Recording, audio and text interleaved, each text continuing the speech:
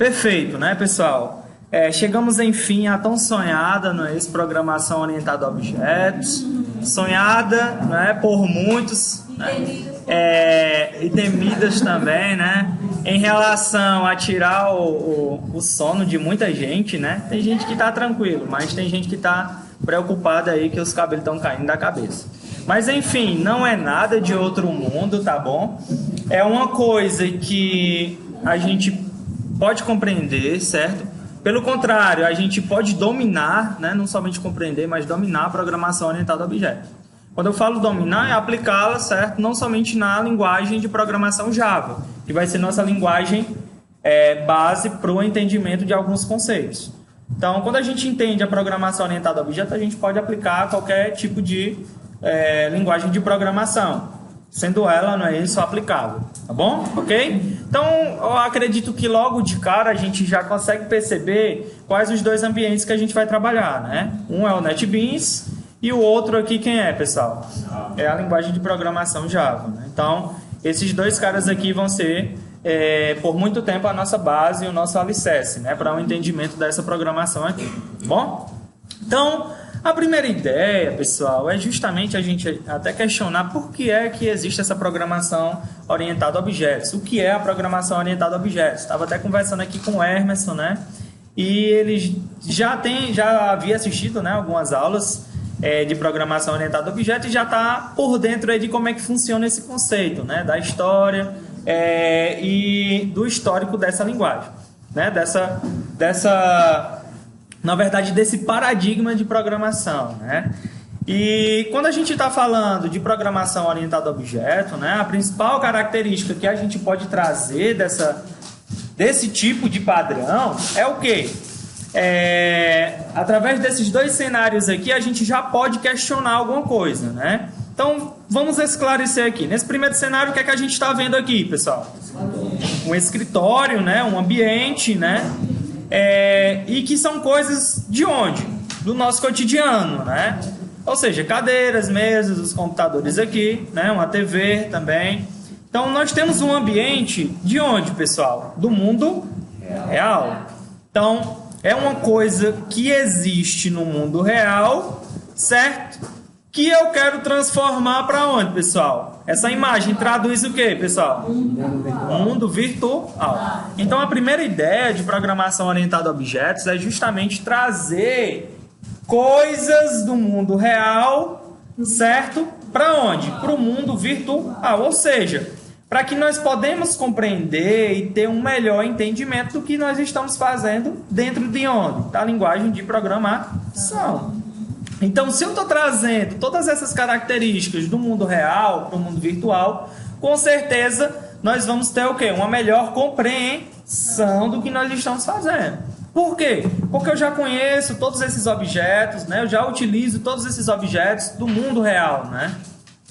Não é isso? Então, se eu já sei como é que ele funciona no mundo real, com certeza eu vou saber aplicá-los no mundo virtual. Então, essa é a primeira ideia, essa é a primeira característica que nós podemos conceitualizar, certo? Do que é uma programação orientada a objetos. É trazer justamente todas essas informações possíveis para a nossa programação, tá bom? Beleza?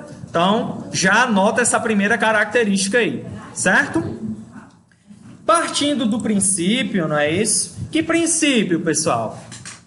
Paradigmas no mundo da programação.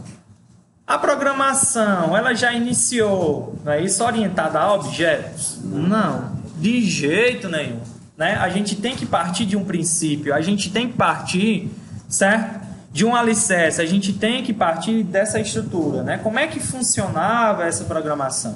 Então, essa evolução, ela partiu, não é isso? De uma programação de quê, pessoal? De baixo nível, né? Que programação é essa?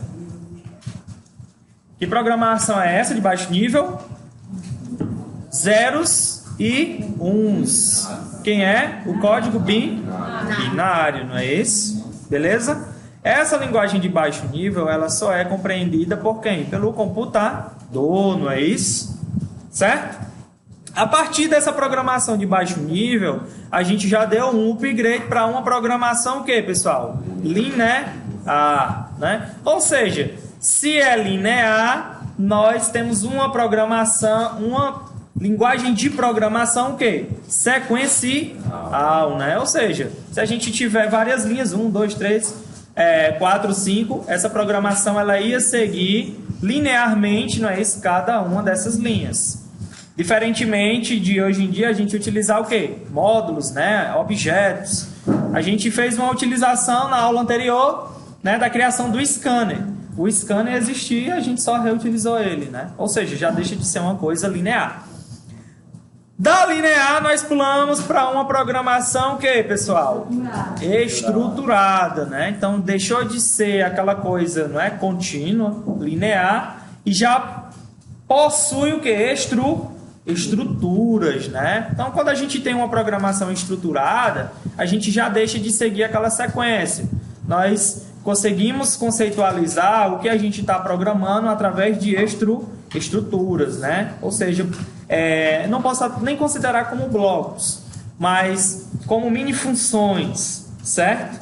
Então, para cada estrutura nós vamos ter uma determinada função, por exemplo, né? Uma determinada execução, ok? E a partir dessa estrutura, nós podemos criar vários módulos, né? Aí nós pulamos para a programação o quê? Modular, né? Então, de uma determinada, né, estrutura ou de várias estruturas, nós podemos criar o quê? Um módulo, né? Então, esse módulo poderia não, ele pode ser um conjunto de estrutura. Então, tudo isso, pessoal, foi passando de quê? De geração em geração, para que essas linguagens de programação pudessem trabalhar de uma melhor forma, né? Pudessem trabalhar de uma forma mais amigável, pudessem trabalhar de uma forma mais simples. Por que tudo isso? Porque a gente sabe que a linguagem, não é isso, de programação de baixo nível, ela é altamente complexa, né? E só os grandes processadores podem resolver essa linguagem aqui, porque é um código binário, né? Então, a partir desse momento surgiu a ideia de linguagens de programação de alto nível. Então, eu posso considerar essas programações aqui de alto nível? Sim. A partir do momento que é compreensível, não é isso, por nós, usuários, ela é uma linguagem de quê? Alto nível. Baixo nível é compreensível pela gente? Não. Só pelo computador. Não é isso? Então, é baixo nível, né? Beleza? E por último, entramos em quem, pessoal? A famosa POO, né? Que é o quê? Programação orientada a objetos. Que a gente já trouxe a ideia do primeiro slide de quê? De que essa programação ela é como se fosse buscar o máximo possível características do mundo real para jogar dentro de onde? Do mundo virtual, né? Então a gente precisa saber conceitualizar isso, tá bom? E além dessa característica do mundo real para o mundo virtual, nós também vamos conceitualizar, certo? Algumas vantagens da utilização, certo, dessa linguagem orientada a objeto. E uma dessas, né, características, eu também trouxe para vocês outros tipos de linguagens que também são o quê, pessoal? Orientada a objeto. Além da Java, nós temos Python, PHP e o C++. Beleza? Perfeito. João Vitor, o que é que eu preciso saber, certo? Dessa linguagem, beleza? Desse padrão orientado a objeto, ok? Que me faz utilizar a orientação a objeto, né? Por que é que eu tenho que utilizar, né? Quais os benefícios? Vamos tentar conceitualizar aqui, tá bom? O primeiro item que eu tenho aqui, pessoal, é o quê? Confiável. Então, se eu tenho essa característica de confiável, é porque ela me traz o quê, pessoal? Segurança. Então, por exemplo, se eu confio, né, no meu amigo Vleuberson, é porque o Vleuberson me traz o quê? Segurança. Ele me passa segurança. Então, se ele me passa segurança, eu confio nele. Ou seja, ele é confiável. Confiável. Então, esse padrão orientado a objetos, né? Ele possui segurança? Sim, possui segurança. Então, essa característica confiável é justamente desse tipo de segurança, tá bom? O segundo item, reutilizável, a gente acabou de fazer isso hoje, na criação do scanner, mais uma vez. Quando foi? Foi. Quando a gente reutilizou a bibliotecazinha lá do scanner, né? Não já existia uma coisa feita? Já existia. Então, eu estou reutilizando o que já está feito, né? Bibliotecas que já existiam antes. Então, uma linguagem de programação orientada a objetos, ela é a base de o quê? De reutilização, né? Nós podemos reutilizar o que já está feito. Ah, João Vitor, vai chegar uma época que eu vou poder construir minha própria bibliotecazinha de funções? Nós vamos fazer isso. E vamos reutilizar essas funções que a gente vai criar? Sim, com certeza. Através da orientação a objetos, tá bom? Outro ponto positivo, manutenção. A gente sabe que antigamente, né, quando nós estávamos programando tanto linear como estruturado, até mesmo modular nem tanto, mas estruturado e linear, né? A programação ela ficava toda misturada, né? Então, por exemplo, se eu tiver uma programação, né, de um sistema de controle de estoque, esse estoque ele tem o cadastro de cliente, o cadastro de fornecedor e o cadastro de produto. Se eu for, né, levar ao pé da letra, nós temos 3 informações totalmente diferentes: cliente, fornecedor e produto. Então, se a gente não organizar essa programação, vai ficar a informação de cliente misturado com fornecedor, vai ficar a informação de fornecedor misturado com produto, né? E na hora de fazer uma manutenção nesse código, tu não vai saber nem onde é que está nada, né? Já na orientação a objetos, se eu tenho cliente, todas as informações de cliente vai estar onde? No objeto cliente. Se eu tenho fornecedor, todas as informações inerentes ao fornecedor vai estar onde? No fornecedor. Se eu tiver o produto, todas as informações do produto vão ter que estar onde? Dentro do produto. Ou seja, eu não misturo cliente com produto, eu não misturo fornecedor, certo? Com cliente. Ok? Então ele faz essa junção, ele faz, não é isso? Essa compactação de informação. Então, se eu sei que o módulo do cliente está com problema, né? O objeto do cliente está com problema, onde é que eu vou? Lá no cliente, que eu sei que todas as informações do cliente estão onde? No cliente, né? Então, na hora da manutenção vai ficar muito mais fácil, né? Bem mais fácil. Mesmo que não seja um programa que você tenha feito, mas você sabe o conceito de orientação a objetos, não é isso? Você vai saber que todas as informações do cliente vai estar onde? Vai estar lá, porque é um padrão. Vocês estão utilizando um padrão, né? Beleza? Outro ponto positivo é uma linguagem natural. O que é natural para vocês? É uma coisa simples, né? É uma coisa fácil, é uma coisa de fácil entendimento, né? Compreensível, né? E que na maioria das vezes o pessoal fica dizendo: a programação orientada a objetos é muito difícil. Não é difícil, pessoal. Programação orientada a objetos é muito fácil, né? É muito fácil. Tá bom? Não coloquem isso na cabeça de vocês. E por último nós temos quem? A extensível. E aí, essa palavrinha-chave aí, o que é extensível para vocês? Tem uma ampla... Exatamente, tem uma ampla o quê? Possibilidades de projetos, programação, não é isso? Possibilidades de implementação, não é isso? Na hora da gente programar, na hora da gente executar, certo? Então, essa questão do extensivo é justamente isso, né? As possibilidades, as portabilidades que a gente tem de utilizar a orientação a objetos, né? Ou seja, eu consigo fazer muito mais coisa e muito mais além para resolver um problema específico, né? Consigo ir muito mais além, beleza? Então é isso aí, confiável, reutilizável, né? Manutenção, posso ir, né?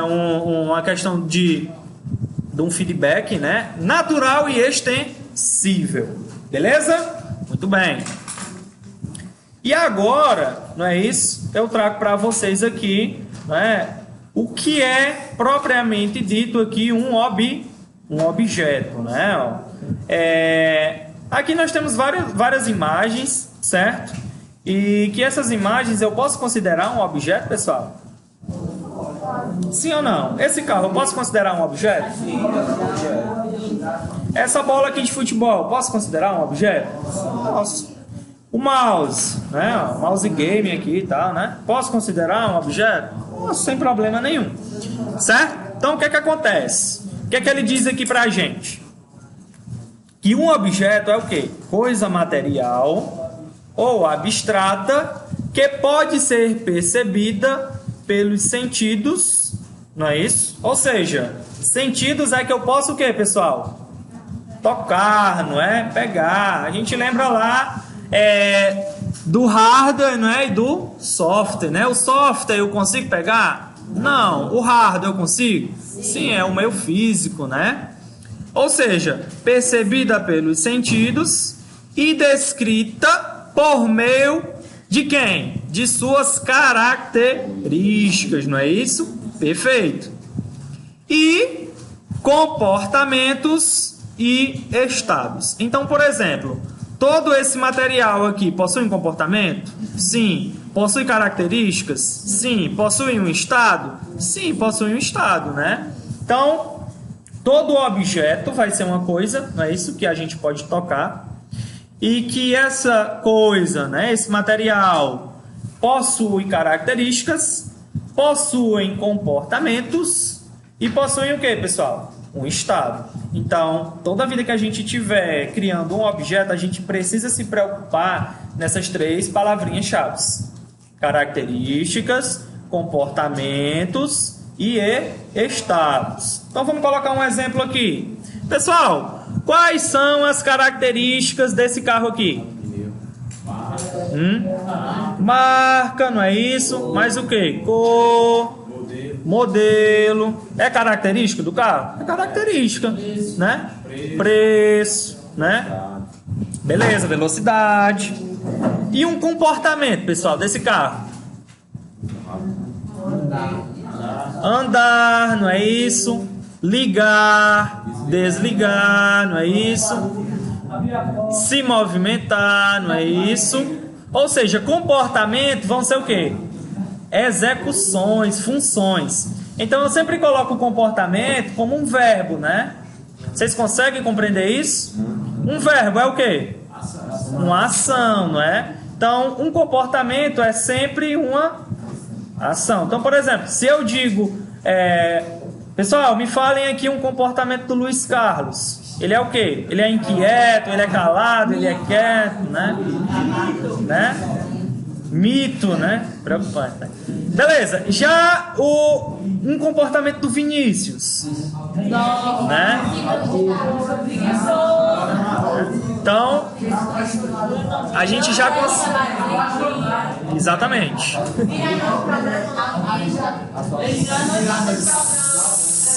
Muito bem, eu sei que vocês se empolgaram, mas vamos continuar aqui, né? Perfeito. Então, bem tranquilo, né? Identificar um comportamento. Muito bem. E por último, nós temos quem? O estado, né? Como é que ele está naquele determinado momento, né? Beleza? Perfeito? Muito bem. Então, vamos para frente. E agora eu pergunto para vocês: são iguais ou são diferentes? Diferentes e iguais. Diferentes.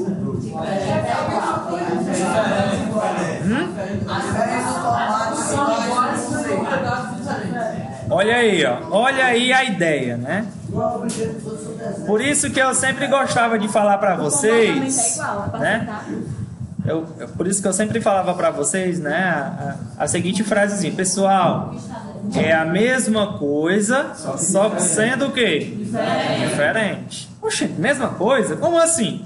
Aí eu pergunto para você, pessoal, em todas essas imagens aí, todas são cadeiras? Sim. Sim. Não é a mesma coisa? Sim. São. Mas cada cadeira é o quê? Tem as características diferentes, seus detalhes, não é isso? Perfeito. Então elas são iguais e possuem o quê? Características diferentes. Então, por exemplo, se eu fosse criar um objeto E esse aqui é objeto? Objeto cadeira. E que esse objeto cadeira ia ser o quê? Podia ser uma cadeira, não é isso? Aqui de escritório. Podia ser uma cadeirazinha aqui de descanso, né? De mesa e etc. Tá bom? Beleza? Muito bem. Então aqui a gente já pode dizer que nós temos o nosso primeiro objeto em mente já, né? Que objeto é esse? Cadeira, né? E que essa cadeira possui o quê? Suas características, possui seus comportamentos e possui o quê? O seu estado. Então, toda vida que eu falar de objeto, eu estou falando de características, comportamentos e estado.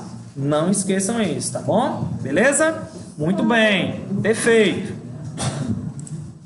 E agora nós temos um objeto chamado o quê, pessoal? Caneta, né? Então, nós temos 3 perguntinhas que nós podemos utilizar para quê? Para identificar os atributos, os métodos e o estado. Então, a gente já pode tirar como, né, interseção aquela primeira ideia que a gente viu, que são quem? Atributos vão ser as características, os comportamentos vão ser quem? Os métodos, e o estado continua sendo o estado, né? Então, beleza.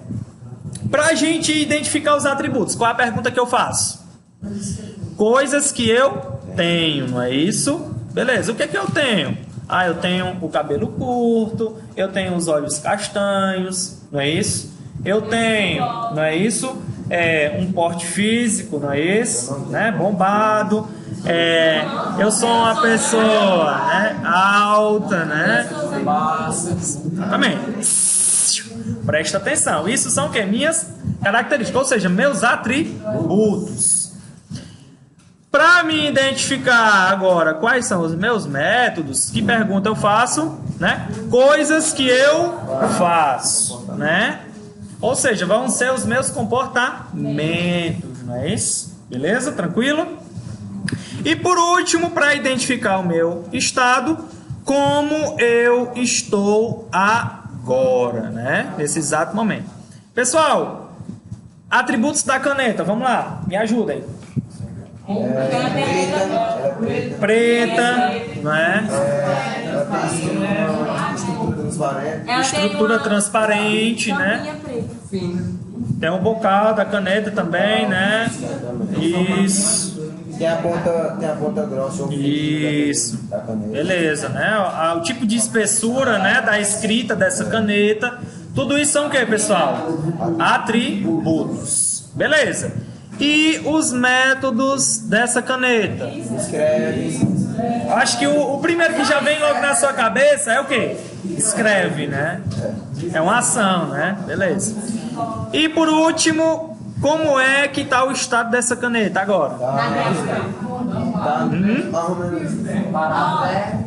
Paradinhas. A paradinha. Preocupante, né? Ou seja, ela está no ponto de quê? De escrever. O estado dela está ali esperando para que você escreva, né? Beleza? Ok? Então são essas 3 perguntas para ajudar vocês a identificar esses objetos, tá bom? Quando for no final da aula eu vou passar um exercício para que vocês façam esse treinamento, essa prática, tá bom? Para conseguir abstrair o máximo possível esses objetos aí do mundo real, tá bom? Beleza? Perfeito. Por último, né? Nós já temos aqui uma representação de um objeto do mundo real. Que objeto é esse, pessoal?